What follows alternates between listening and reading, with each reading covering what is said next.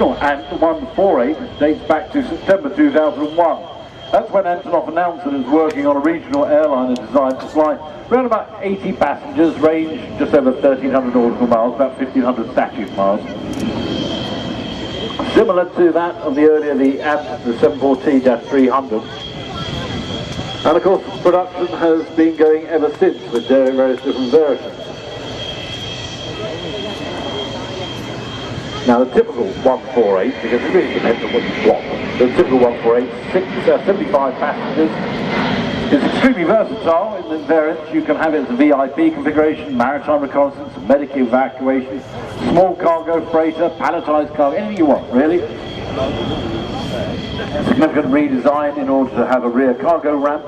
Now the 158, previously referred to as 148-200 when you were here at Farnborough some years ago, that's a stretch version, 99 punters in the back, bit more range. That's got a cargo version as well. Then the 168, that was previously called the Antonov business jet. Essentially that's a 148 fuselage with the rear doors deleted with winglets. This particular one is the very latest family member. This is the Antonov 178. Type announced just 6 years ago.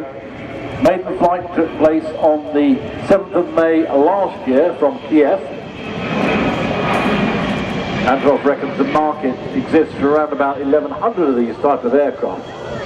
Really it's the development of the 158 intended to replace much older Ants, the Ant 26 and the 32, those sort of aircraft. Extra pair of main gear has been incorporated.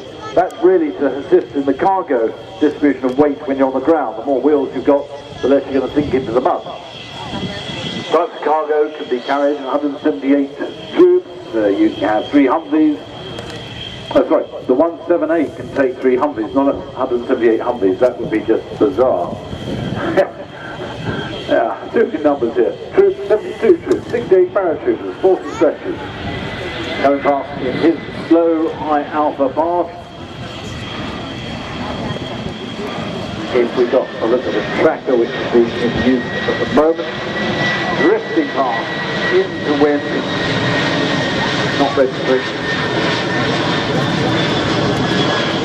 Cockpit crew of 2, 5-screen display, got the Rockwell Collins navigation system, cable of Cat 3A landings, track along at about 38,000 feet.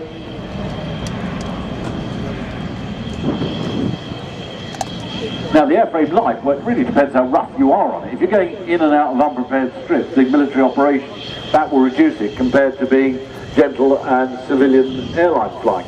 But it's around about 80,000 hours, 30 years or so, 60,000 landings they reckon. My sort of landings, gentle and accurate. Let's stir Michael up.